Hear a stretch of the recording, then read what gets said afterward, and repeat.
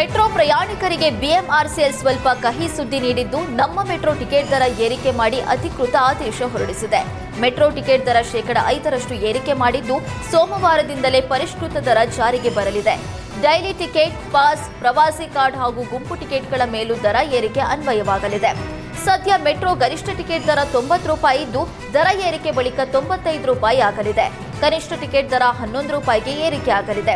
ಆದರೆ ಈ ಬಗ್ಗೆ ಪ್ರಯಾಣಿಕರು ಬೇಸರ ವ್ಯಕ್ತಪಡಿಸಿದ್ದು, ಟ್ರಾಫಿಕ್ ಜಾಮ್ ತಾಳಲಾರದೆ ಮೆಟ್ರೋದಲ್ಲಿ ಓಡಾಡ್ತೀವಿ, ಇವರು ಪದೇ ಪದೇ ರೇಟ್ ಜಾಸ್ತಿ ಮಾಡಿದ್ರೆ ಓಡಾಡೋದು ಹೇಗೆ? ಹಳ್ಳಿಯಿಂದ ಬಂದು ಮೆಟ್ರೋದಲ್ಲಿ ಹೋಗಬೇಕು ಅನ್ನುವ ಆಸೆ ಇರುತ್ತೆ. ದರ ಏರಿಕೆಯಿಂದ ಮೆಟ್ರೋ ಪ್ರಯಾಣಕ್ಕೆ ಭಯವಾಗುತ್ತೆ ಅಂತ ಪ್ರಯಾಣಿಕರು ಬೇಸರ ವ್ಯಕ್ತಪಡಿಸಿದ್ದಾರೆ. ಕಡೆಯಿಂದ ಬರೋವರೆಗೂ ಮೆಟ್ರೋದಲ್ಲಿ ಓಡಾಡಬೇಕು ಅಂತ ಆಸೆ ಇರುತ್ತೆ. ಆದರೆ ಈ ಥರ ಬಸ್ ಚಾರ್ಜ್ ರೇಟ್ ಆದಂಗೆ ಇದೂ ರೇಟ್ ಮಾಡಿಬಿಟ್ರೆ ಅಲ್ಲಿಗಳಿಂದ ಓಡಾಡೋರು ಓಡಾಡೋಕ್ಕಾಗಲ್ಲ. ಅಫ್ಸಿಯಲ್ಸು ಜಾಸ್ತಿ ಸ್ಯಾಲ್ರಿ ಬರುತ್ತೆ, ಆರಾಮಾಗಿ ಓಡಾಡ್ತಾರೆ. ಅಲ್ಲಿಗಳಿಂದ ಬರೋರು ಪಾಪ ಕೆಲಸ ಮಾಡಬೇಕು, ದುಡಿಬೇಕು, ಡೈಲಿ 500 ರೂಪಾಯಿ ಕೊಡ್ತಾರೆ. ಇವರು ರೇಟ್ ಮಾಡ್ತಾ ಹೋದರೆ ಹೋಗೋಕ್ಕಾಗಲ್ಲ. ಇಲ್ಲಿಂದ ವಿಧಾನಸೌಧ ಹೋಗ್ಬೇಕಂದ್ರೆ ಇವಾಗ 15 ರೂಪಾಯಿ ಮಾಡೋರೇನು, ಮತ್ತೆ ಜಾಸ್ತಿ ಆಗಿದೆ.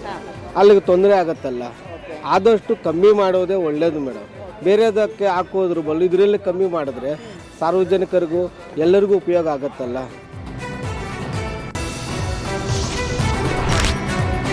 ರಾಜ್ಯ ಸರ್ಕಾರ ದಿವಾಳಿ ಆಗಿರೋದನ್ನ ಮುಚ್ಚಿಡೋದಕ್ಕೆ ಮೆಟ್ರೋ ದರ ಏರಿಕೆ ಅಂತ ಸಂಸದ ಪಿಸಿ ಮೋಹನ್ ಕಿಡಿಕಾರಿದ್ದಾರೆ.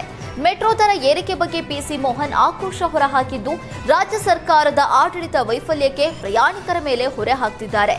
ಮೆಟ್ರೋಗೆ ರಾಜ್ಯ ಸರ್ಕಾರ ನೀಡ್ತಾ ಇದ್ದ ಆರ್ಥಿಕ ನೆರವು ಸ್ಥಗಿತವಾಗಿದೆ. ಮೆಟ್ರೋ ನಷ್ಟ ಭರಿಸೋದಕ್ಕೆ ರಾಜ್ಯ ಸರ್ಕಾರ ನೀಡ್ತಾ ಇದ್ದ ನೆರವು ನಿಂತಿದೆ.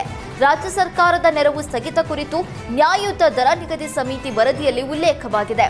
ಹಣದ ಕೊರತೆಯಿಂದ ಶಾಡೋ ಕ್ಯಾಶ್ ಸಪೋರ್ಟ್ ನಿಲ್ಲಿಸಿರುವ ರಾಜ್ಯ ಸರ್ಕಾರ ಅಂತ ಉಲ್ಲೇಖಿಸಲಾಗಿದೆ. ಈ ಹಿನ್ನೆಲೆ ದರ ಏರಿಕೆ ಮಾಡಿದ್ದಾರೆ. 2016-17 ಮತ್ತು 2017-18ರಲ್ಲಿನ ನಷ್ಟದ ಬಾಪತ್ತು ಈಗ ಪ್ರಯಾಣಿಕರ ಮೇಲೆ ಹೇರಲಾಗಿದೆ ಅಂತ ಕಿಡಿಕಾರಿದರು. ಕಳೆದ ಸುಮಾರು ಒಂದು 2-3 ವರ್ಷಗಳಿಂದ ಇವತ್ತು BMRCL ಅವರು ಕೂಡ ರಾಜ್ಯ ಸರ್ಕಾರವನ್ನು ಹಣಕ್ಕೆ ಬೇಕು ಅಂತ ಹೇಳಿ ಬಜೆಟಲ್ಲೂ ಕೂಡ ಬೇಡಿಕೆ ಇಟ್ಟಿದ್ರು. ಅದು 23-24 ಬಜೆಟಲ್ಲೂ ಕೂಡ ಒಂದು ಸುಮಾರು 10,000 ಕೋಟಿ ಬೇಕು ಅಂತ ಹೇಳಿದರು. ಆದರೆ 25ನೇ ಬಜೆಟಲ್ಲಿ ಕೂಡ ಅದು ಆಗುತ್ತೆ ಅಂತ ಹೇಳಿ ನಮಗೆ ಮತ್ತು ಇಡೀ ಬೆಂಗಳೂರಿನ ಜನಕ್ಕೆ BMRCL ಅವರೆಲ್ಲರಿಗೂ ಕೂಡ ಒಂದು ನಂಬಿಕೆ ಇತ್ತು. ಈ 10,000 ಕೋಟಿ ಕೊಡ್ತಾರೆ ಅಂತ ಹೇಳಿ. ರಾಜ್ಯ ಸರ್ಕಾರ 10,000 ಕೊಡ್ದಿರ ಆ ಒಂದು ಹಣವನ್ನು ಎತ್ಕೊಂಡೋಗಿ ಟನಲ್ ರಸ್ತೆಗೆ ಗ್ಯಾರಂಟಿ ಕೊಡ್ತೀನಿ, ಚಾನಲ್ ರಸ್ತೆ ಮಾಡ್ತೀನಿ ಅಂತ ಹೋಗಿದ್ದಾರೆ. ಇವತ್ತು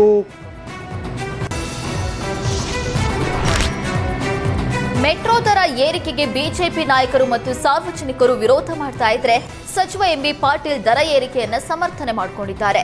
ದರ ಏರಿಕೆ ಬಗ್ಗೆ ಸ್ಪಷ್ಟನೆ ನೀಡಿರುವ ಎಂಬಿ ಪಾಟೀಲ್, ಏರಿಕೆ ಆಗ್ಲೇಬೇಕಲ್ವಾ ಅಂತ ಮರು ಪ್ರಶ್ನೆ ಮಾಡಿದ್ದಾರೆ. ಬಿಜೆಪಿ ನಾಯಕರ ಅವಧಿಯಲ್ಲಿ ಏನೆಲ್ಲಾಗಿದೆ? ಗ್ಯಾಸ್, ಪೆಟ್ರೋಲ್, ಅಡುಗೆ ಎಣ್ಣೆ ಎಷ್ಟಿತ್ತು? ರೂಪಾಯಿಗೆ $92 ಆಗೋಗಿದೆ. ಕೇಂದ್ರ ಸರ್ಕಾರದ ದರ ಏರಿಕೆಗಳಿಂದ ಜನಸಾಮಾನ್ಯರಿಗೆ ದೊಡ್ಡ ಹೊಡೆತ ಬಿದ್ದಿದೆ ಅಂತ ಸಮರ್ಥನೆ ಮಾಡಿಕೊಂಡಿದ್ದಾರೆ.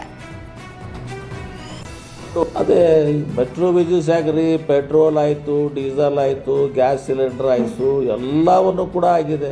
ಡಾಲರ್ ರೇಟ್ ಹಿಡ್ಕೊಂಡು ಇದೇ ಒಂದು ಸಂದರ್ಭದಲ್ಲಿ ನರೇಂದ್ರ ಮೋದಿಯವರು ಡಾಲರ್ ರೇಟ್ ಏನೋ 51 ರೂಪಾಯಿ 58 ರೂಪೀಸ್ 58 ರೂಪಾಯಿ ಆಗಿದ್ದಕ್ಕೆ ನರೇಂದ್ರ ಮೋದಿ ಅವರು ಬೊಬ್ಬೆ ಆಗ್ತಿದ್ರು.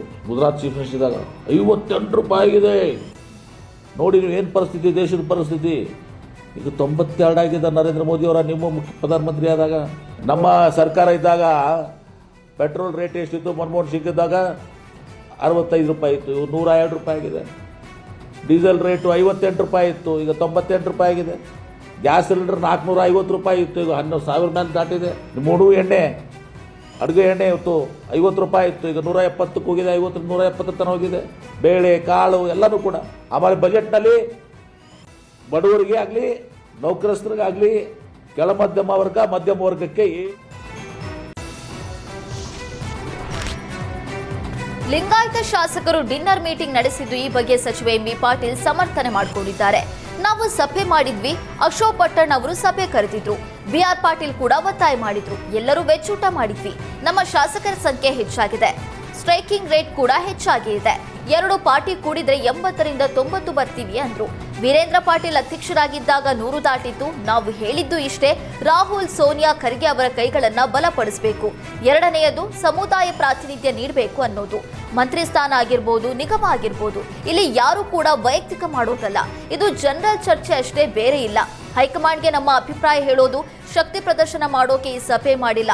ನಾವು ನಮ್ಮ ಬೇಡಿಕೆಗಳನ್ನ ಹೇಳ್ಕೊಳ್ಳೋದಕ್ಕೆ ಮತ್ತು ಸಮುದಾಯದ ಕಾರಣದಿಂದ ಸೇರಿದ್ವಿ ಅಂತ ಎಂಬಿ ಪಾಟೀಲ್ ಸ್ಪಷ್ಟನೆ ನೀಡಿದ್ರು.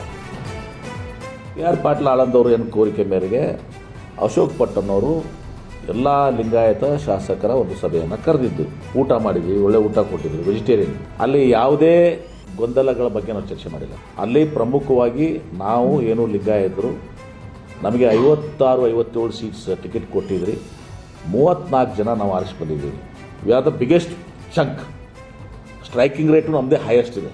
ಇದು 2 ಪಾರ್ಟಿ ಕುಡಿದ್ರೆ ನಾವು ಸುಮಾರು ಒಂದು 63 ಕುಡಿದ್ರೆ MLAs ಆಗ್ತೀವಿ. ಇಂಥ ಒಂದು ಇತಿಹಾಸ ನಮಗಿದೆ. 17% ನಾವು ದಿವಸ ಇದರಲ್ಲಿದ್ದೀವಿ. ಶ್ರೀಮತಿ ಸೋನಿಯಾ ಗಾಂಧಿ ಅವ್ರ ನೇತೃತ್ವದಲ್ಲಿ, ರಾಹುಲ್ ಗಾಂಧಿ ಅವ್ರ ನೇತೃತ್ವದಲ್ಲಿ ಮತ್ತು ಶ್ರೀ ಮಲ್ಲಿಕಾರ್ಜುನ್ ಖರ್ಗೆ ಅವ್ರ AICC ಅಧ್ಯಕ್ಷ ಅವ್ರ ನೇತೃತ್ವದಲ್ಲಿ ನಮಗೆ ಸಂಪೂರ್ಣವಾದಂಥ ವಿಶ್ವಾಸ ಇದೆ. ಅವರ ಕೈ ಬಲಪಡಿಸುವಂಥದ್ದು ನಮ್ಮೆಲ್ಲರ ಕರ್ತವ್ಯ.